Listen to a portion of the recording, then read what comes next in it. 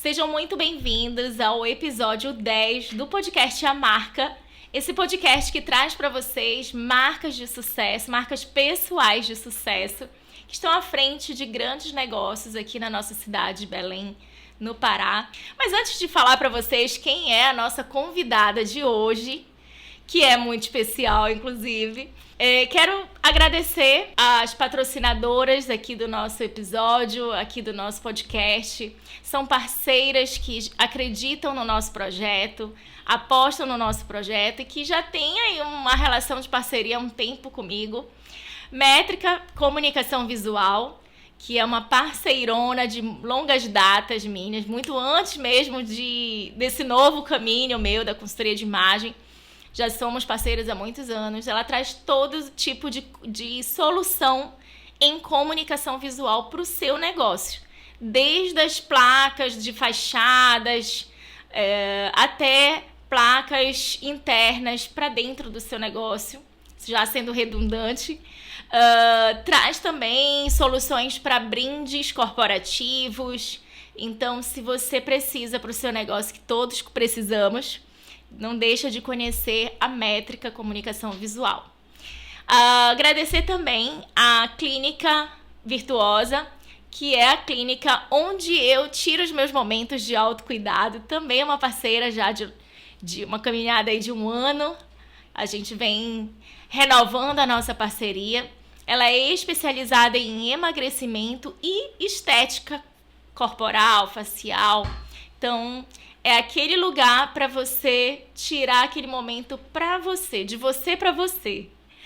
Também agradecer a My Closet Belém, que também é a nossa parceira aqui do podcast, que inclusive o look aqui é totalmente de lá. Não deixem de assistir os stories que eu mostro detalhes do meu look do dia do episódio lá da My Closet Belém. Então, se você não conhece, se você é aquela mulher que gosta de peças versáteis, sofisticadas, contemporâneas, não pode deixar de conhecer a marca My Closet Belém, que está lá no Shopping Bosque Grão-Pará. Eles têm uma curadoria de marcas exclusivas aqui para quem gosta de exclusividade. E também agradecer a nossa patrocinadora, Sabrina Santos, terapeuta ocupacional, que tem um trabalho fantástico com crianças, especialista em crianças, em desenvolvimento sensorial de crianças. E está aqui também nessa parceria no nosso podcast. Agora quero apresentar a vocês a tão esperada nossa convidada de hoje, doutora Margarida Bulhosa, reumatologista, e está também como à frente, né, sócia proprietária do Instituto Reuma Físio. Vi esse sonho se desenvolver, nascer e agora crescendo. Então é uma alegria muito grande te ter aqui para contar um pouco da tua história, contar um pouco da Reuma Físio também. E seja muito bem-vinda. Obrigada, né? É sempre um prazer estar contigo. Você que me fez florescer, inclusive, né, em muitos aspectos, até em relação à minha marca pessoal, minha autovalorização com o processo da questão do brand. Depois veio crescendo a ideia do Instituto Reuma Físio, tu estavas presente na inauguração. Sim. Né? Então, realmente fizeste parte desse crescimento, tanto pessoal como profissional. É uma honra ter sido parte desse processo. Acho que a consultoria de imagem a gente fez na pandemia ou depois? 2020, eu acho. Foi antes da pandemia? Não, foi depois. Foi? Foi depois. Foi 2020, depois da pandemia, então... porque foi depois foi 2021. Foi logo depois do lockdown, essas coisas. Foi, porque eu tava no puerpério. Eu tinha saído um pouquinho do puerpério, né? Tava num período que toda mulher passa, né? Em relação à sua autoimagem, tinha tido perdas familiares. Sim. E aí a consultoria me trouxe esse resgate, né? De mim mesma, né? Do autoconhecimento em relação não só a como vestir, que a gente quando faz a consultoria imagina que no início seria só isso, né? Moda, vestimenta, como se vestir melhor. E eu me surpreendi porque as primeiras etapas, na verdade, me trouxeram um autoconhecimento. E uma das perguntas que tu fazes no início, que sempre me marcaram, e eu até repito isso para as minhas pacientes, era perguntar qual é o seu hobby? O que você gosta de fazer com você? Que naquele momento não Pra tinha. você, né? Não tinha. E aí eu até repito isso com outras mulheres, porque eu sei que essa pergunta traz um impacto grande pra gente, né? De autoconhecimento, porque, em geral, nós nos deixamos de lado, né? Por toda a logística, por toda a cultura mais machista, mais estrutural. A mulher é uma mulher sobrecarregada, em geral. E a gente se deixa de lado. Então, esse resgate da autoestima foi um dos pontapés iniciais aí para todo esse crescimento e solidificação até hoje da Reuma Físio.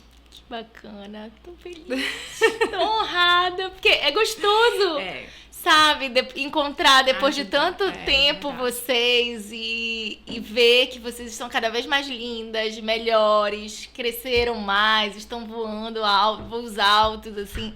É muito gratificante mesmo, fica emocionada. Mas eu sempre falo para todo mundo, assim, de consultoria, de branding, assim, é um investimento. É investimento em você mesma, né? Então, assim, é um investimento para quem, por exemplo, eu sempre fui muito tímida, muito procrastinadora, então sempre penso muito, sempre planejo muito e às vezes eu não tinha muito a ação. Sim. Então, a virada de chave no sentido da autoestima foi um pontapé inicial para eu me sentir mais bonita, melhor, mais confiante e ver que eu tinha esse valor, alguns valores que eu, de alguma maneira, não evidenciava, né? Então, no nosso processo de branding, eu lembro muito essa questão, assim, de eu falar alguma coisa porque eu tenho esse valor. Aí a Keila chegava e falava assim, mas por que tu já falou isso pra alguém? Tu falou isso na rede social? Tu já mostrou que tu tens esse valor? E eu ficava assim, não, porque pra mim era comum. E às vezes como não. se fosse óbvio. É o óbvio. Então, assim, na verdade, não. Isso é o diferencial. Sim. Isso faz diferença. O outro quer escutar que você tem aquele valor. Sim. Então, isso foi um processo mesmo de autoconhecimento. Isso eu falo para todo mundo, divulgo a Keila abertamente. A casa agradece. Muito legal.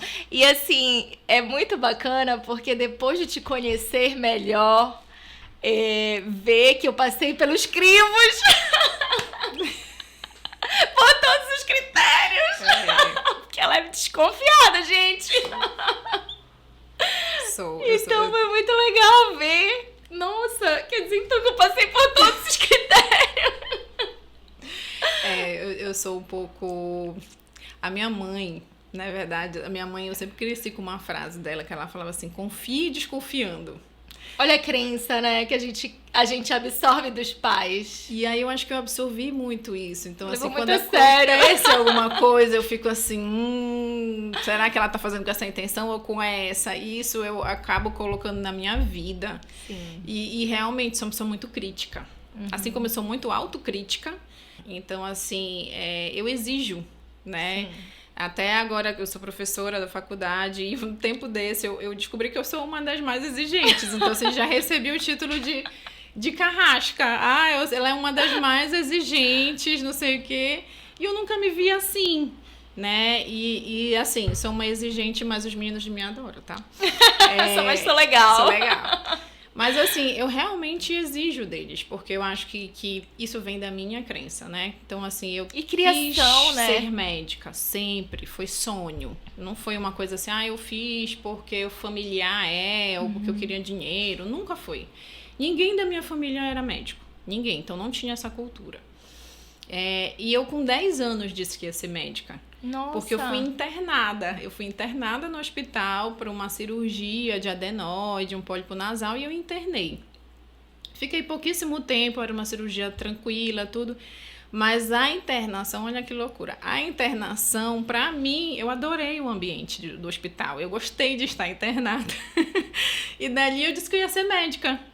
Ficou com essa história que eu vou ser médica, e eu realmente fui atrás. Então, hoje em dia, quando eu sou professora, eu não quero que eles enxerguem a medicina como meramente um ofício para ganhar dinheiro. Eu quero que eles enxerguem como amor mesmo. Vocação, né? Se descubram, sem né? Sem ser sacerdócio, né? Porque a gente, às vezes, também pisa um pouquinho nessa questão do sacerdócio. Sem ser sacerdócio. Mas que eles entendam que aquilo ali... Eu preciso ter respeito com o outro. Eu preciso ter humanidade com o outro. Porque o outro é igual. Sim. Então, isso vem muito dos meus valores. Sim. Né? De quebrar um pouco esses paradigmas da hierarquia. Até porque, eu falo para eles, isso já deixou de ser há muito tempo atrás. Né? Então, ainda socialmente é uma profissão que tem um certo destaque, mas hoje em dia não tem mais essa visão que tinha antigamente, que tinha que ser médico, advogado, engenheiro, né? Que tinha esses padrões de crenças. Que as carreiras de sucesso eram essas apenas, né? Tanto que eu brinco em sala de aula, que eu falo para os alunos assim, olha, se vocês quiserem estar aqui por dinheiro, saiam e vão fazer vídeo no TikTok, porque dá muito mais dinheiro do que medicina hoje em dia. Eu falo para eles, porque de fato já mudou o mundo, né? Hoje em dia existem outras profissões, né? Novas profissões, coisas que dão muito mais rendimento. Então, assim, não é para estar ali para brincar, né? E pelas coisas que eu passei na minha vida também, isso só fez reforçar essa ideia da responsabilidade enquanto médico. Então, eu tenho que trazer isso para eles, né? Então, sempre foi sonho. E aí, o curioso é que o médico que me operou, anos depois, eu fui médica do pai dele, no mesmo hospital que eu internei. Nada por acaso, gente. No mesmo hospital que eu internei, eu fui médica do pai dele. E eu falei, olha, o senhor fez eu virar médica. E ele agradeceu, ele super agradeceu, não sabia de nada disso. Imagino. Ele só agradeceu porque o pai dele saiu, ficou bem. E aí no final, que ele fez um texto, falou comigo. Eu falei, o senhor sabia que o senhor me operou quando eu era criança? Aí ele disse, não sabia. Aí eu contei pra ele. Que bacana. E aí, assim, é a lei do retorno, né? Totalmente. O universo, eu acho que ele te devolve Totalmente. Muita coisa. Seja do bem ou do mal, o universo te devolve. Então, eu acredito muito nisso. Também. E quando a gente está atento, a gente percebe, né, tudo que está acontecendo ao nosso redor. Quando a gente não tem essa consciência, as coisas acontecem e passam despercebidas. Por isso que assim, eu sempre falo pro meu filho, inclusive, assim, a gente tem que ser grato. Às vezes, pequenas coisas que a gente consegue, que a gente tem de carinho, que a gente às vezes nem se percebe. Parece que as coisas vão se encaixando, vão se alinhando. Fluindo. E você consegue algumas situações pelo simples fato de ser quem você é. Sim. Não é nada proposital. Aliás, muita coisa na minha vida nunca foi... Aliás, acho que tudo na minha vida não foi proposital. As coisas foram acontecendo. Sim.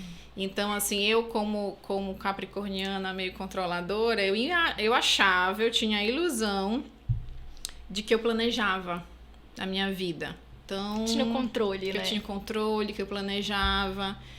E muito certa do que eu queria, e era aquilo, eu não queria aquilo, eu nunca vou ser isso. E as coisas foram se quebrando, as crenças foram se quebrando. Vida veio mostrando, e foi mostrando que, na verdade, não tinha controle de nada.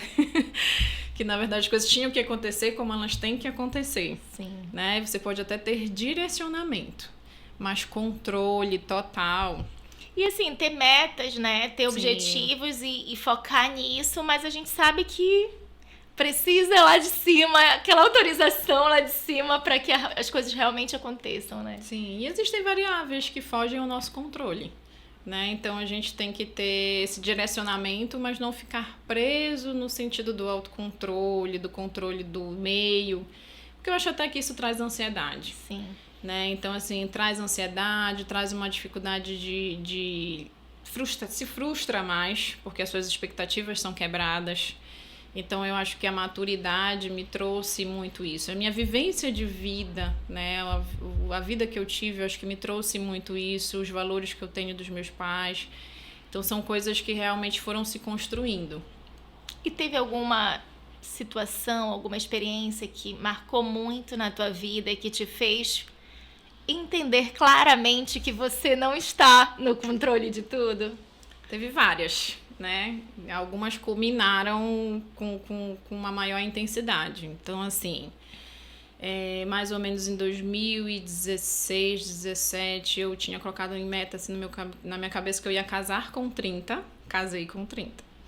Ia ter filho mais ou menos com 34, 35, alguma coisa nesse sentido. E aí, aliás, até um pouco antes. E aí a gente casou, eu e o Guto, meu marido é fisioterapeuta. E aí nós fomos para uma viagem de lua de mel, depois a gente começou a pensar em engravidar, né? E eu não consegui engravidar. E aí começou a via sacra de médicos, né? Por quê? Por que não engravida? Mais de um ano tentando e não consegue.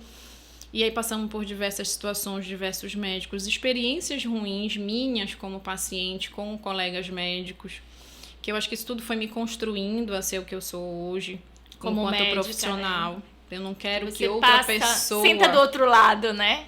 Exatamente, eu não quero que outra pessoa passe pelo que eu passei. Sim. Então, o mínimo que eu posso fazer é ser tecnicamente boa e construir também relação de humanidade, né? Então, o que acontece é que eu passei por todas essas situações de infertilidade, até que a gente encontrou um médico que disse que eu tinha o diagnóstico de endometriose provável, não fechou o diagnóstico naquela época, e aí a gente começou a ficar pensando nessa história da gravidez. E aí eu entrei num quadro de ansiedade, porque eu não conseguia engravidar, então... Que o controle, isso que tu acabaste de falar, né? Pessoa que quer ser controladora... Entrei num quadro de ansiedade, porque eu não tinha controle daquilo, não era uma coisa que dependia de mim, né? E aí todas as situações possíveis e imagináveis que vêm junto, pressão familiar, quando é que vem a criança, aí vocês não estão tentando. Isso é péssimo, né? Gente... E a mulher, né? Vem em cima da mulher. Né? Vem sempre em cima da mulher. O homem, às vezes, não sofre essa pressão. E é interessante, né? Quando a gente tá namorando, e aí quando vai casar? Aí a gente casa. Quando vem o filho? Aí tem o primeiro filho. Quando vem o segundo? Gente, não para. Do segundo. Não para. Aí se tem 3, você é louca. Se tem 3, você é louca. Por que você vai ter 3 filhos? Não tem fim. Não tem fim. Não tem fim. É um julgamento perene, eterno. Então, aí nessa fase ficou nessa questão. E aí, para tentar sair um pouco desse foco, né, do tentar engravidar, eu fiz residência de reumatologia. E nesse meio tempo também a gente entrou um pouco mais na Igreja Católica. A gente foi convidado a participar de um encontro de casais e a gente entrou na igreja como para assistir, né, para participar do encontro de casais. E aí a gente ficou nessa questão, né? E aí eu fui fazendo a residência, acabou que a residência é uma situação que eu achei que fosse me tirar do foco, mas me criou outras ansiedades. Porque é um ambiente hierárquico, né? Então, assim, eu estava já formada há um tempo, já trabalhando, ganhando meu dinheiro. E aí, na residência, você recebe uma bolsa. Então, eu tinha que trabalhar de plantão à noite para completar a renda. E teve as situações de você deixar de ser... Eu já era chefe de uma clínica médica, de um setor do hospital. E eu deixei de ter essa posição para ser residente, aluna. E eu passei por algumas situações na residência também. Quem é médico, quem conhece esse meio, sabe que existe uma hierarquia. Sim. Né? E eles levam muito a sério, né? Gera umas outras situações, Sim. né? Que também me trouxeram algumas situações assim, mais de ansiedade. Mas enfim, as coisas foram acontecendo. E aí teve um casal na igreja que se tornou meio que nossos pais. Viraram grandes amigos, tanto que hoje em dia eles são padrinhos do nosso filho. Que bacana. E aí essa pessoa me chamou, porque eu tava ruim, e ela falou assim, qual é a tua prioridade na vida? Porque chegou um momento que eu não sabia o que era fazer. Se eu queria fazer o tratamento para engravidar, se eu queria fazer a residência. E aí ela falou assim, qual é a tua prioridade? Qual é o topo da tua pirâmide? Nunca esqueço isso. Qual é o topo da tua pirâmide? Aí eu falei, eu quero ter filho. E aí a gente foi tentar engravidar. Acabou que eu engravidei em 2019. Em 2020, o Luiz nasceu na pandemia, em março, quando estourou a pandemia em Belém. Primeiro, eu lembro direitinho, o primeiro caso foi em março e ele nasceu em março. Tanto que quando ele nasceu, Já não podia ter visita, era só eu e muita o Guto. coisa para administrar, né? Muita novidade para administrar. Mãe de primeira viagem. A gente sai da maternidade e criou e agora? Não, e assim, criei uma expectativa na maternidade. Sim. Né? E aí, de repente, tudo diferente e as pessoas nem sabendo como fazer exatamente, não, né? Medo. Então, meu puerpério, eu sempre digo que a minha gestação foi maravilhosa. Agora, o puerpério foi uma situação, foi um período de administração, né? muito difícil, porque era o medo, né, da pandemia. Ainda teve uma situação que como eu organizava muita coisa, eu tinha chamado uma amiga, que era técnica de enfermagem, para ser a babá do meu filho, para me ajudar com o meu filho no início, porque como meu pai tinha algumas doenças, era mais limitado, eu sabia que a minha mãe não ia conseguir fazer esse papel, né? Ia ficar com ele. Então, eu tinha chamado a Rose, que ia ser a babá do meu filho, era uma amiga técnica de enfermagem do hospital. E aí, eu lembro que no puerpério foi uma dificuldade para tudo. A minha médica não podia tirar meus pontos porque estava com Covid. Aí eu tive que procurar outra pessoa. Aí não tinha vacina. E aí paga particular. E aí teste de olhinho não tinha, teste do pezinho não tinha. Era uma confusão. Até álcool para limpar a cicatriz da cesárea eu não conseguia. Foi um caos. E aí, mais ou menos, quando foi Aí eu chamei a Rose pra tirar os pontos em casa, só que ela não podia, e ela me disse que tava com tosse.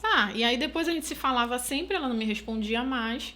Eis que um dia eu entro numa rede social, e aí eu vi ela online. Eu falei assim, Rose, tu não tá mais me respondendo, tudo. Aí ela falou assim, a mamãe tá internada. Aí eu entendi que era ela, a mãe dela tava internada. Passou, eu falei, tá, depois quando melhorarem as coisas você me procura. E sempre falando com ela não estava trabalhando em hospital, nem nada. E ela era uma pessoa que torcia muito pela gravidez. Então, quando eu soube que eu estava grávida, foi a primeira pessoa no hospital que eu contei que eu estava grávida. Ela disse, olha, não vai ser ninguém, vai ser eu, a babá dele, até que ela era técnica, né, para me ajudar. Eis que mais ou menos uns 3 dias depois, 4 dias depois, eu abro o Instagram e tem uma foto de um funcionário do hospital dizendo que a Rose tinha falecido. Meu Deus. De Covid. E aí eu fui entender que, na verdade, eu tinha falado com a filha dela no Instagram, no Face, eu acho, alguma coisa assim, que dizendo que a mãe estava internada era a Rose. E aí no puerpério, naquela questão, eu chorava quando eu via as nossas mensagens de WhatsApp, porque ela tinha uma filha pequena também. E aí, assim, eu chorava muito. E aí, assim, ajuda a pagar enterro, aquelas questões todas. Aí, esse foi o primeiro baque. Né? E aí eu já não queria mais ninguém, porque eu ficava com medo, né? Porque do meu bebê novo, não tinha vacinado nem nada naquela loucura. E aí eu fiquei só no puerpério durante mais ou menos uns 4, 5 meses. Nossa. E assim, era bem complicado. Meu filho nunca dormiu bem. Quem é mãe que sabe, né? Que tem criança que não dorme bem. É desafiador a privação de sono. Acho que a maior tortura do ser humano é a privação de sono, né? Eu te confesso que é o que mais me desequilibra, a privação de sono. E nesse período, ele não dormia. Ele acordava 5, 6 vezes na noite. Ele sempre foi uma criança que dorme mal. E aí, nessa situação toda, passou, né? O meu marido trabalhava em hospital, era mais um medo. Trabalhava em hospital, então era aquele medo dele pegar alguma coisa. E, enfim, aí depois de um tempo, quando eu tava começando a melhorar dessa história do puerpério, as coisas estavam se encaixando um pouquinho melhor, em novembro de 2020 mesmo, eu tava num plantão, saí do plantão, comprei uma cesta de café da manhã e os meus pais estavam em Mosqueiro.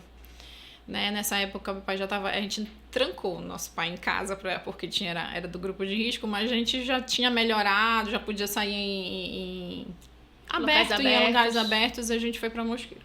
Aí ele foi primeiro, depois a gente foi. Aí comprei uma cesta de café da manhã, pedi para a moça fazer uma dedicatória e tudo. E peguei o meu filho, saí do plantão, peguei meu filho e meu marido, a gente foi para Mosqueiro. Passamos o dia maravilhoso em Mosqueiro, almoçamos fora. Na tarde, a minha mãe e o meu marido estavam lavando a piscina, porque no dia seguinte ia ser o primeiro banho de piscina do Luiz com os avós. Imagina, a água quase sendo filtrada. Eu lembro dessa fase, eu também fui mãe de primeira viagem, só tenho uma. Lavando a piscina, lavar mesmo, entendeu? Não era só cloro, era lavando. É quase uma esterilização na piscina. Era pra lavar mesmo. E aí, quando foi... Enfim, fomos dormir, né? Acontecendo, sendo médica. Sim.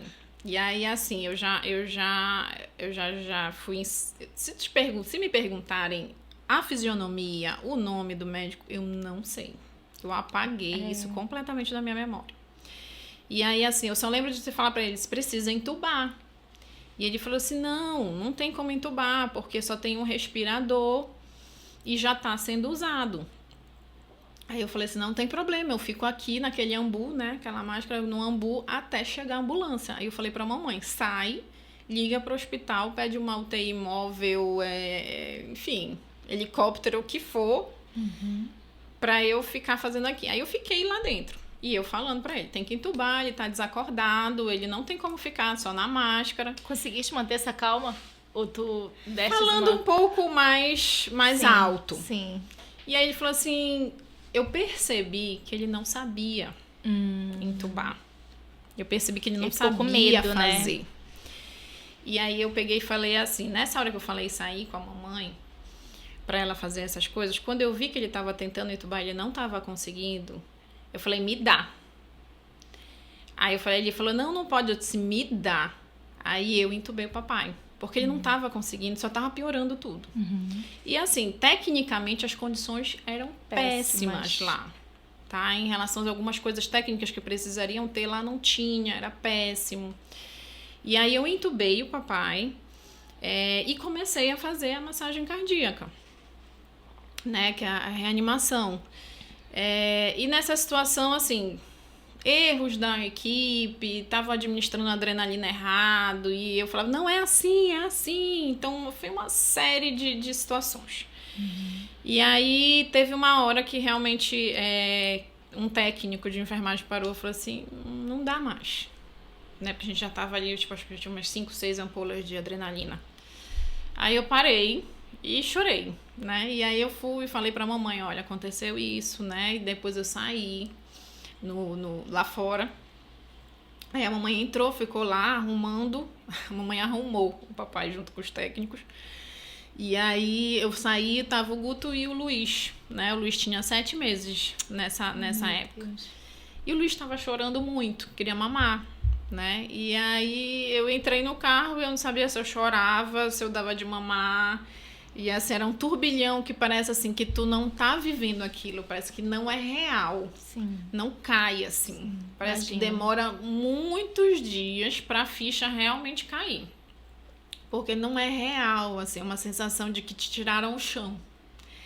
E aí a gente voltou pra casa, papai tinha falecido, liguei pro meu irmão resolveu as coisas com a família daqui, né, da parte de velório e tal, e avisa todo mundo e tal. Depois disso, nessa história que o papai faleceu, acho que uns 15 dias depois,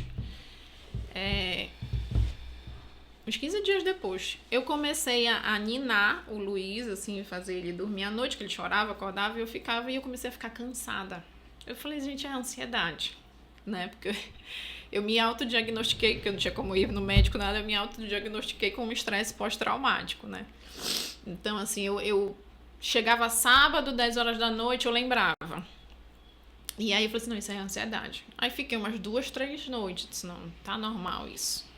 Aí eu provava um negócio estranho, o gosto, ou não sentia. Meu Deus. Aí eu falei assim, eu fui lá no hospital, pedi pra fazer uma tomografia e pedi pra fazer o teste de Covid, sozinha. Deu positivo. E eu tava com lesão pulmonar. Meu Deus. E eu falei assim, aí eu lembro que eu liguei pra um colega pneumologista. O que eu tomo, né? E tomo antibiótico e não sei o que. Aí eu só liguei pro Guto, falei assim, eu vou me isolar no quarto, pego o Luiz e vai pro outro quarto e eu vou ficar lá isolada, né, no quarto. E aí eu fui pro meu quarto, aí o meu marido já ligou avisou minha mãe, tudo. Aí a minha mãe veio de casa para ficar com o Luiz nesse período. E aí eu fiquei, acho que uns 7 dias isolada, né? Então, assim, pós-perda, naquele período que você já tá ruim e sem poder ter contato com ninguém, nem com o meu filho, né? Que era o que estava me dando uma certa força nesse momento, porque eu tinha que ser forte. Né? Então, eu costumo dizer que às vezes as pessoas falam, você é forte, ou a gente acha alguém forte. É porque aquela pessoa, ela não teve... A gente só tem 2 opções. Ou a gente afunda, ou a gente nada. Não é porque é forte, porque eu sou essa fortaleza. Não é. Sim. É porque você só tem essa opção de continuar. Né? Então, eu tinha um filho de 7 meses que eu precisava dar conta, uma família que se desestruturou, minha mãe, meu irmão que entrou em depressão. Então, uma série de situações que eu precisava nadar, não podia afundar. Sim. Então, aí eu me isolei, fiquei um tempo isolada. Depois passou, melhorei, recuperei essa parte. Enfim, né? Não foi nada grave. Eu fiquei com comprometimento pulmonar de leve a moderado, mas não precisei internar, fiquei em casa.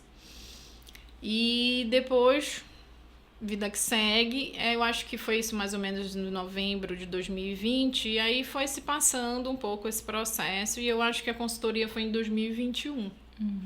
Já tinha alguns meses dessa situação, não tinha ano ainda, eu acho. Interessante, eu pensei que já tivesse mais tempo. Não, eu acho que... Tivesse força pra acho que já tinha buscar. Mais de 6 meses, mas não tinha ano ainda do falecimento do papai, a consultoria, porque foi em 2021. Eu lembro que tu tava bem fragilizada, né? Tava. E aí, nesse período eu comecei a ser professora na universidade, e aí também não era uma coisa que eu queria. Nunca quis. Sempre disse para todo mundo que eu nunca ia ser professora. Já tinha recusado algumas propostas de emprego para ser professora. Eu disse, gente, eu sou tímida, eu não tenho jeito de falar, eu não gosto. Então, eu sempre recusava. E aí, nessa questão de vou ver no que dá, né? Eu acho até que foi... A gente já estava fazendo a consultoria, que tu falaste, eu tô analisando uma proposta, né? Acho que foi nesse período. E aí eu fui e adorei ser professora. E aí eu queimei minha língua, mais uma crença quebrada, né? E gostei de ser professora e os alunos me dão bons feedbacks. Então, e foi uma coisa que virou terapêutico. Nessa mesma época, eu comecei a fazer um curso de gestão profissional com uma médica psiquiatra até do Sul. E ela me botou na parede, assim, como ela viu que eu procrastinava as coisas, ela falou assim, olha, tu tem tal dia pra fazer teu Instagram profissional. Eu lembro que nem era objetivo, meta, teu Instagram, né? Morro de vergonha até hoje, então assim, nunca foi. E aí ela me colocou, só que ela mexeu no ego da capricorniana, eu fui desafiada, me deu meta, eu tenho que fazer, né? Prazo. Então, eu tenho prazo, então eu tenho que cumprir. Aí acabou que eu fiz. E os posts acabaram virando terapêutico. Eu melhorava. Lembro que tu gostavas, né? Eu gostava de fazer e as pessoas comentavam, que bacana tu trazer essa informação, muita gente não sabe, precisa disso, gente que não tem acesso a reumatologista, porque é uma especialidade de poucos especialistas, poucos aqui, eu acho que aqui no Pará nós somos 50 e poucos, somos poucos, né, para um estado grande desse. E é uma especialidade que as pessoas não têm muito conhecimento do que é. Para que o reumatologista trata? Até hoje, né? Então eu fui... tu vai no salão, o que você é? Reumatologista. O que você faz? Então as pessoas não sabem o que o reumatologista às vezes trata. Então até uma maneira de divulgar a especialidade. Sim. E aí começou a ser terapêutico o Instagram. E aí eu comecei a usar coisas que eu não fazia. Comecei a usar Canva e comecei a mexer nessa parte de design, não sei o que, tudo meio sozinha. Sim, intuitivo. Intuitivo mesmo. E aí, as aulas, por exemplo, o pessoal da faculdade fala que eu sou rainha do Canva, porque eu me empolgo fazendo. Eu quero fazer coisas diferentes, eu faço aulas, porque eu quero que eles gostem. Né?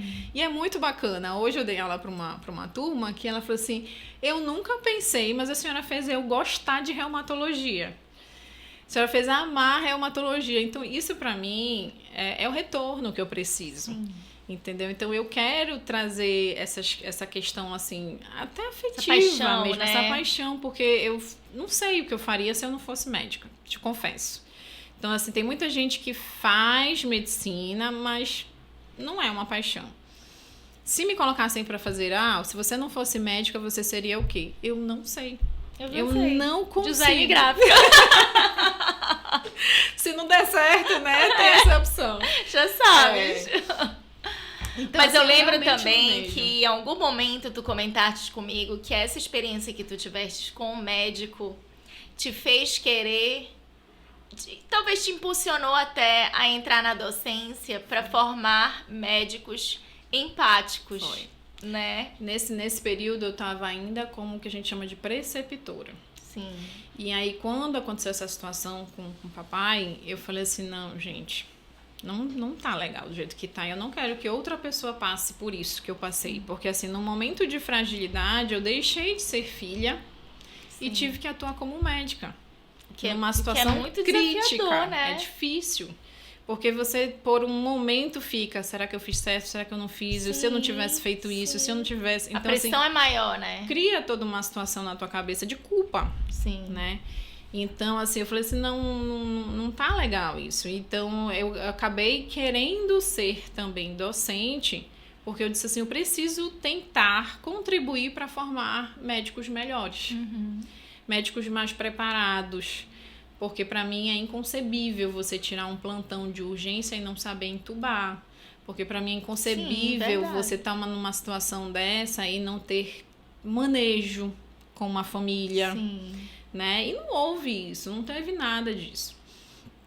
E aí, assim, eu realmente eu falava isso em sala de aula, que eu contava essa história, porque eu dizia para eles, vocês estão aqui lidando com vidas. Sim. Não tem tempo para pensar, para trocar uma peça.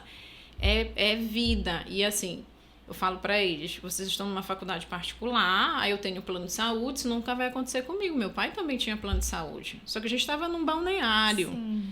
Não tem estrutura. Sim. Ou é aquilo. E aí foi com meu pai, mas podia ser com qualquer um de nós, qualquer um dos pais, os pais deles, da família deles. Então a gente não tem esse controle.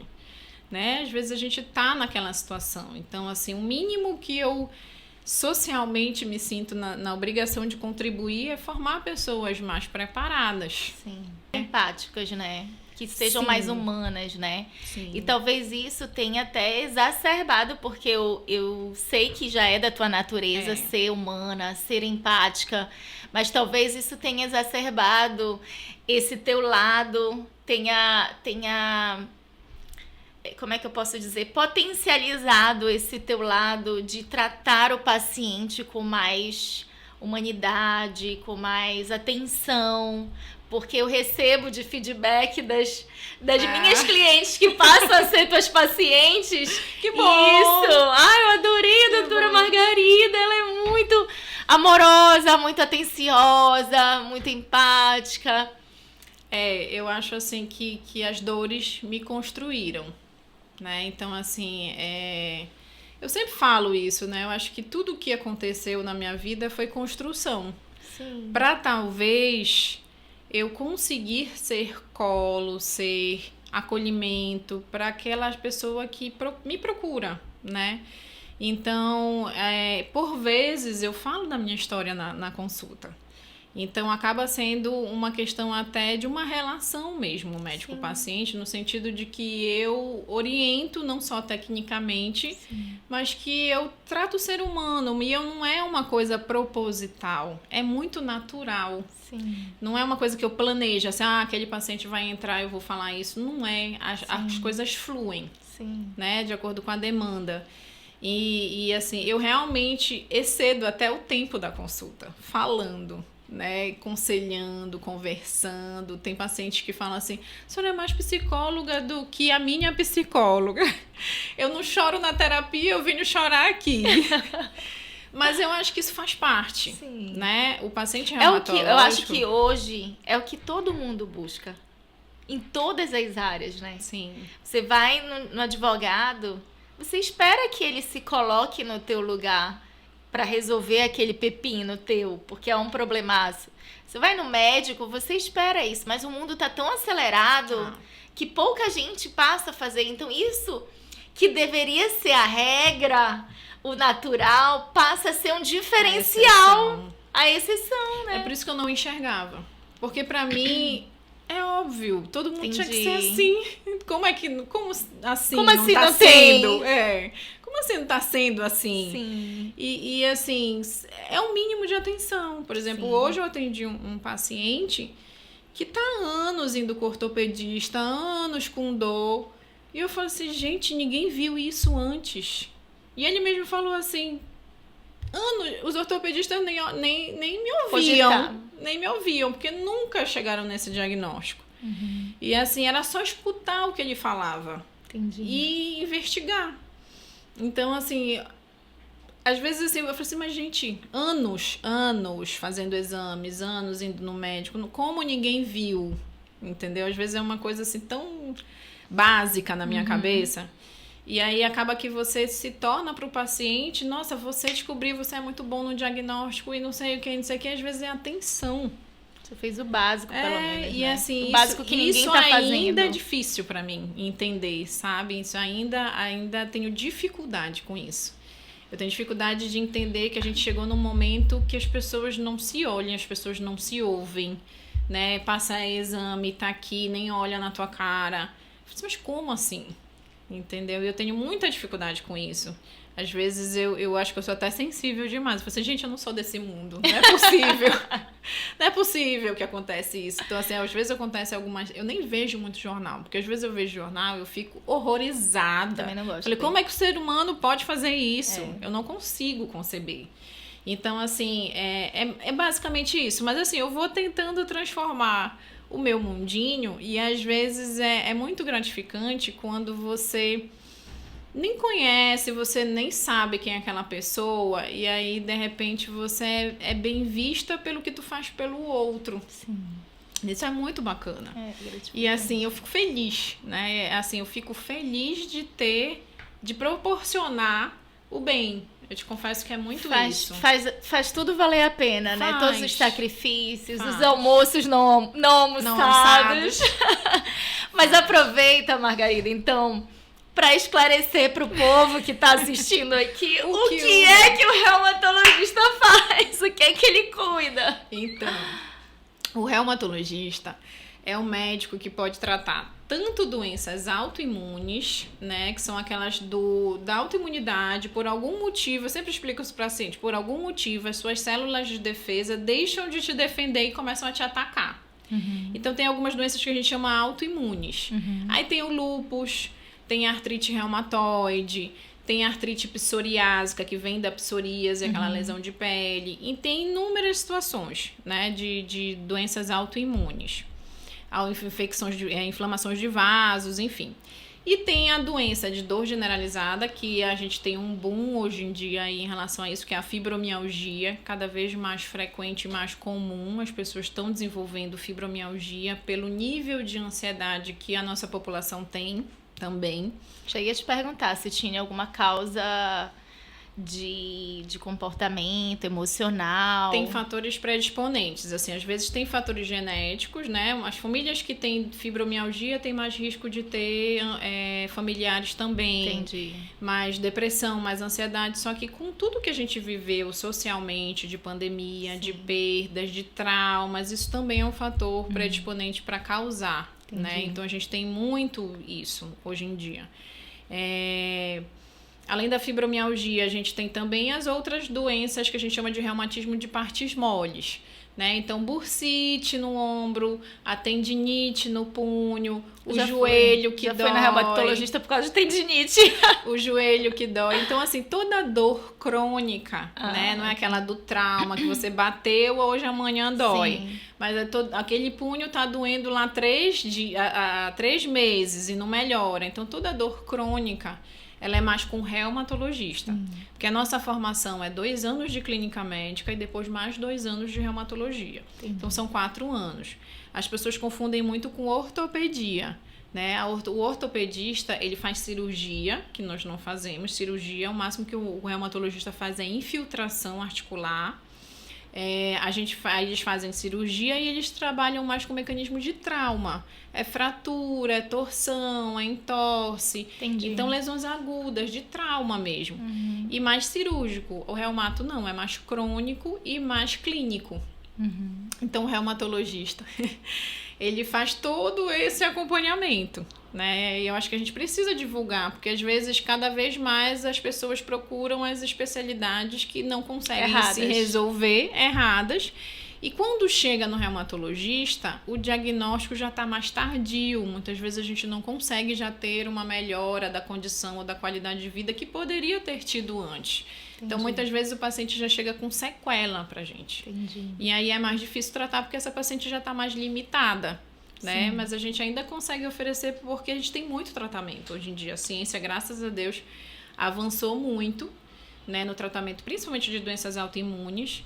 Então, a gente tem um leque de tratamento muito grande, né? Então, assim, tem muita coisa para ser feita, tem muita coisa que pode ser resolvida. As doenças, infelizmente, são crônicas, né? Autoimunes não tem cura, mas a gente tem tratamento. E o tratamento diminui risco de sequela e melhora consideravelmente a qualidade de vida.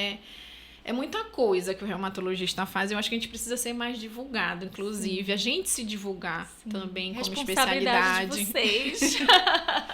Mas é muito legal, é muito bom, né, ser reumatologista, porque eu consigo trazer qualidade de vida. Isso é muito importante. Eu posso não trazer cura, mas trazer qualidade de vida faz toda a diferença para aquele paciente. Traz uma sobrevida maior também, né? Margarida, eu sei que tem tanta coisa pra gente conversar, tanta coisa que eu queria trazer aqui hoje, mas para não ficar tão extenso o nosso episódio, quero te agradecer do fundo do meu coração por ter feito o ajuste na tua agenda, que eu sei que não é simples fazer esses ajustes, né? E estar aqui conosco hoje para falar mais da tua história, contar mais das tuas experiências, da tua expertise. Não falamos do Instituto Reumafísio, que é muito importante. O Instituto Reumafísio tem um pouco menos de um ano, vai fazer um ano agora em maio.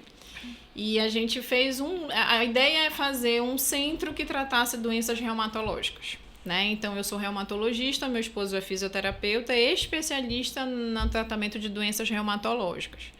E fora algumas outras coisas, né? Ele tem uma questão de medicina oriental chinesa, então faz acupuntura, ventosa, aurículo, terapia manual. Então, a gente trabalha muito nessa questão da dor crônica, né? Nas dores crônicas, seja de coluna, de joelhos, ou então autoimunes, alguma coisa que precisa de reabilitação. E a gente trabalha também nessa parte da fibromialgia com relaxamentos psicomusculares. A gente tem massoterapia também. A gente tem uma massoterapeuta que a gente treinou para fazer massoterapia em pacientes reumatológicos.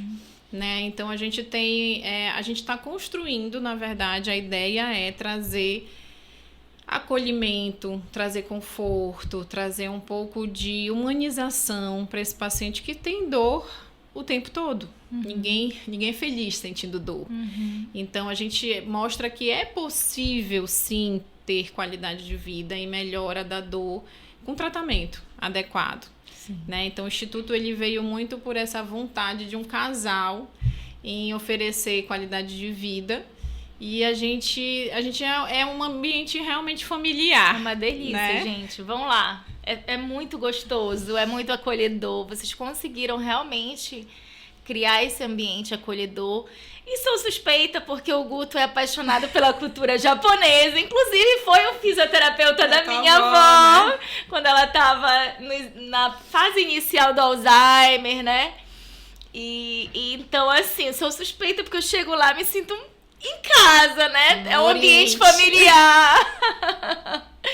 Desejo muito sucesso para o Instituto Helma Físio. Obrigada. Mais crescimento, vida longa, prosperidade.